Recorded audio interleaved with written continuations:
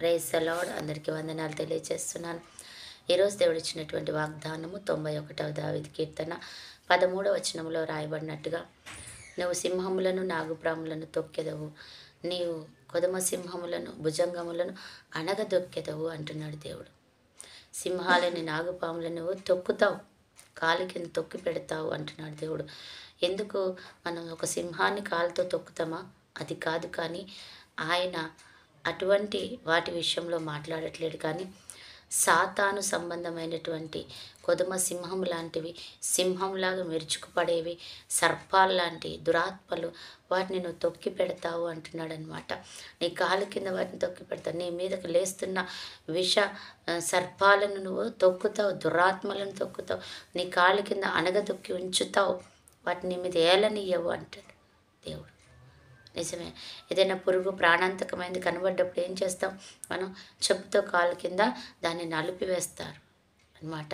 అది ఇంకా మళ్ళీ ఎన్నడూ పైకి లేవకూడదు, అది మన మీదకి రాకూడదు అన్నది మన ఉద్దేశం. శత్రువుని కూడా మన కాళ్ళ కింద చిదుగా దొక్కించమని దేవుడు మాట్లాడుతున్నాడు. నువ్వు కాళ్ళ కింద ఉంచుతావు అని దేవుడు నీతో మాట్లాడుతున్నాడు అనమాట. అది అనారోగ్య సంబంధమైన దురాత్మైన, లేకపోతే అప్పుల దురాత్మ అయిన ఎటువంటిది మన జీవితంలో చేరి మనల్ని అలజడి చేస్తున్నా దానిని నేనేం చేస్తామంట? కాలి కింద తొక్కి ఉంచుతామంట. నువ్వు నీకు వ్యతిరేకంగా లేస్తున్న వాటిని తొక్కి ఉంచుతావు, అవి నిన్ను ఏలవుడు వాగ్దానం చేస్తున్నాడు అనమాట. ఏది నిన్ను గలిబిలి చేస్తుందో, అలజడి చేస్తుందో ఈరోజు వాటిని నువ్వు తొక్కి పెడతావు. నీ మీదకి ఏదైనా ప్రమాదం పొంచి అలజడి చేస్తుందా, నీవు భయపడకు అని దేవుడు అంటున్నాడు అనమాట. దావీదు మీదకి గొల్యాతు వచ్చాడు కదా. గొల్యాతు వచ్చాడు, చాలా బలవంతుడు, చాలా పరాక్రమశాలి, గొప్ప యుద్ధశాలి, అన్నీ ఉన్నాయి. కానీ ఏం చేశాడు? దావీదుకి అతన్ని దేవుడు అప్పగించాడు, తన కాళ్ళ కింద పడేటట్టుగా చేశాడు. నిజమే, ఒక్క దెబ్బతో ఆయన కింద పడ్డాడు. ఆయన దగ్గర నిలిచి ఆయన తల తెగ నరికాడు.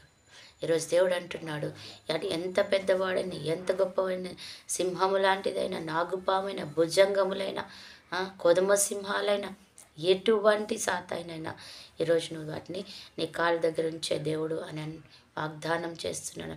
నువ్వు తొక్కుతావు వాటిని, నేను వాటిని ఆ రీతిగా నీ ముందుకు ఉంచుతున్నాను అని వాగ్దానం చేస్తున్నాడు. కాబట్టి వాటి విషయంలో నువ్వు భయపడకు. నేను ఏదైనా గలిబి చేస్తున్న సాతాను విషయంలో నువ్వు భయపడకుండా నువ్వు ప్రార్థన చేయి. దావీదు కూడా అంతే కదా.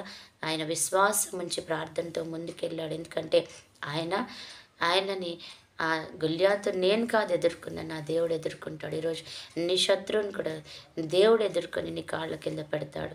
అట్టి కృపా దేవుడు మనకి ఇచ్చునుగాక. ఆమేన్. పరిశుద్ధుడైన దేవా, ప్రేమ కలిగిన తండ్రి, నువ్వు ఇచ్చిన వాగ్దానాన్ని బట్టి వందనాలు చెల్లిస్తున్నాం తండ్రి. నిజమే ప్రభా, ఏ శత్రువైనా నీ కాళ్ళ కింద ఉంటాడని వాగ్దానం చేస్తాను. అట్టి కృపలో నన్ను మమ్మల్ని ఉంచిన దేవానికి వందనాలు చెల్లించుకుంటూ, ఈరోజు శత్రువుని తండ్రి ప్రభా మా కింద ఉంచిన గొప్ప దేవునికి వందనాలు చెల్లిస్తున్నాం.